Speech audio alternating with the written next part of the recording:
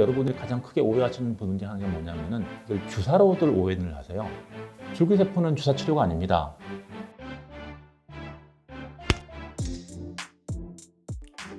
요즘 줄기세포가 열풍이죠. 아마 인터넷에도 나오고 매스컴에도 나오고 해서 접해보신 분이 있을 겁니다. 이 줄기세포라고 치료하고 얘기를 들으니까 이제 굉장히 현대적이고 굉장히 멋있어 보이잖아요. 야, 이게 나오면 굉장히 획기적이고 뭔가 치료의 끝판왕 같은 그런 느낌을 가지게 됩니다. 이런 이름을 풍기다 보니까 여러분들이 약간 오해하는 것도 있고 잘 모르는 부분도 있고요. 자세히 또 한번 오늘 풀어보도록 하겠습니다.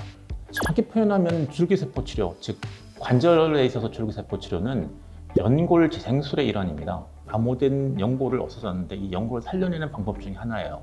연골을 살려내기 위한 여러 가지 방법들이 있는데 그 중에 하나다라고 생각하시면 좋을 것 같습니다. 그래서 여러분들이 가장 크게 오해하시는 부분 중에 하나가 뭐냐면은 이 줄기세포라고 그러니까 이걸 주사로들 오해를 하세요. 그래서 병원에서 상담을 하다 보면은 흔히들 원장님 줄기세포 주사 맞아서 연골 재생시켜주세요 이렇게 문의하시는 분들이 있어요. 줄기세포는 주사 치료가 아닙니다. 현재 우리나라에 시행되고 있는 줄기세포 치료는 수술을 필요로 해요. 즉 마모된 연골을 정리를 하고 줄기세포를 심는 과정이 필요합니다. 또 하나는 이 줄기세포가 모든 연골을 다 재생시켜주지 못해요. 아니 줄기세포라면 연골 잘 살아난다면서요. 아 맞습니다. 연골 사는 건 맞는데 이 연골이 잘 재생이 되려면 조건들이 필요해요. 연골의 마모된 면적이 작으면 작을수록 또는 연골의 마모된 주변 연골 상태가 좋을수록 그 다음에 주변에는 연골판이나 인대 이런 것들이 정상일수록 당연히 연골이 잘 살아납니다. 쉽게 말씀드리면은 이런 조건을 다 구비하지 못한 일부들은 연골이 잘 안 살아요. 단순히 줄기세포 치료를 하면 연골이 다 살 것처럼 오해를 하고 계시는데 실제로 퇴행성 관절염 환자분들이 치료를 했을 때 줄기세포를 이용한 연골 재생술이 가능한 환자는 굉장히 어떻게 보면 소수에 속합니다. 한 10명, 20명 환자를 보게 되면 한두 명 볼까 말까 막 그런 정도예요. 환자분들이 오해하시는 것 중에 하나가 무릎에는 연골만 있는 것이 아닙니다. 아까 말씀드렸지만 연골판, 인대 그런 것도 같이 있거든요. 사실은 관절염 진행이 되게 되면 그것도 같이 망가져요. 하기 때문에 단순히 연골만 재생시킨다고 해서 좋은 결과를 얻을 수 있지는 않습니다. 또 하나는 관절염이 진행을 하게 되면 무릎이 변형이 되거든요. 이렇게 N자로 변제든지 X자로 변형이 된다든지 사실 이렇게 변형이 되고 나면은 이런 경우에는 연골 재생술을 하기 힘들어요. 이런 것들을 아시고 접근을 하시는 게 좋을 것 같습니다.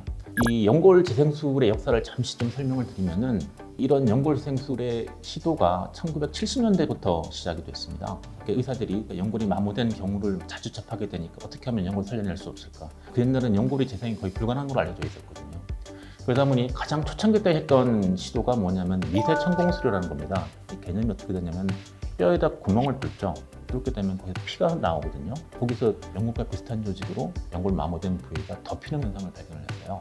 가장 값싸고 손쉽게 할 수 있긴 한데 주로 면적이 작고 나이가 젊은 환자분들한테 효과를 보실 수가 있어요. 이제 이 면적이 더 넘어서게 되면 문제가 더 생기기 시작해요. 이거보다 면적이 좀 클 경우에는 연골 이식술이라는 걸 할 수 있습니다. 무릎 안에 필요 없는 연골이 있거든요. 이 부분에서 연골을 띄어서 옮겨 심을 수가 있어요. 이런 시술들은 본인 연골이고 뼈도 같이 이식하기 때문에 굉장히 효과가 좋습니다. 튼튼하고 좋긴 한데 가장 큰 단점이라면은 자기 무릎에서 연골을 띄어낼 수 있는 부위가 한정이 되어 있어요.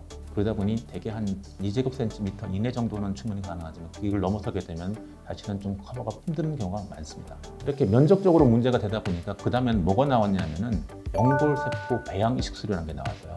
연골세포 배양 이식술은 뭐냐면 쉽게 말씀드리면은 무릎에서 연골을 띄어서 배양을 해요.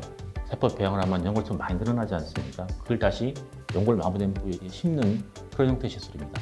이 연골세포 배양 시술은 기존에 했던 미세천공술이나 골연골 이식술보다는 훨씬 큰 면적을 커버할 수가 있습니다. 면적이 커질 때는 가장 좋은 방법이었죠. 1990년대 후반, 2000년 초반까지가 이런 형태의 시술들이 많이 이루어졌어요. 근데 여러분, 되게 이런 형태의 치료들은 나이가 젊은 사람들한테 해당이 됩니다. 쉽게 말씀드리면 55세 이하에 주로 시행이 돼요. 여기서 문제가 생기기 시작합니다. 실제로 연골이 마모되신 분들은 나이 드신 분들이 많잖아요. 그러다 보니 이런 형태의 치료법을 나이 드신 분들한테는 쓸 수가 없는 겁니다. 이게 가장 큰 문제예요. 그래서 새로 개발이 된 게 바로 줄기세포를 이용한 연골 재생술입니다. 나이 드신 분들에게도 시행이 될 수가 있고 연골 마모된 면적이 넓은 분들은 시행이 될 수가 있습니다. 기존에 있던 연골세포 배양시술 같은 경우는 연골세포 자체가 굉장히 고도로 분화된 세포이기 때문에 실제로 배양을 하다가 보면 연골세포가 자기가 연골세포인 걸 잊어먹어요. 자기 특성을 잃어버립니다. 그래서 연골의 질이 좀 떨어지고 좀 쉽게 벗겨질 그런 단점들이 있었어요. 나이가 드시다 보니까 기본적으로 있는 연골세포 자체가 질이 그렇게 좋지를 못해요. 이런 문제들을 극복하려 나온 것이 줄기세포입니다. 즉 재료를 바꾸는 거죠. 줄기세포는 자기 변화 능력도 있고 자기 복제 능력도 있고 하기 때문에 연골세포보다는 훨씬 더 좋은 재료가 됩니다. 줄기세포 치료는 2012년대부터 출시가 돼서 지금 널리 쓰이고 있는데요. 조금씩 개량이 되면서 점점 더 좋은 결과를 얻고 있습니다. 오늘은 줄기세포 관해서 여러 가지 설명을 좀 드렸는데요. 다음번에는 줄기세포에 대해서 좀 더 심화한 학습을 한번 해보도록 하겠습니다. 오늘 여기까지 할게요.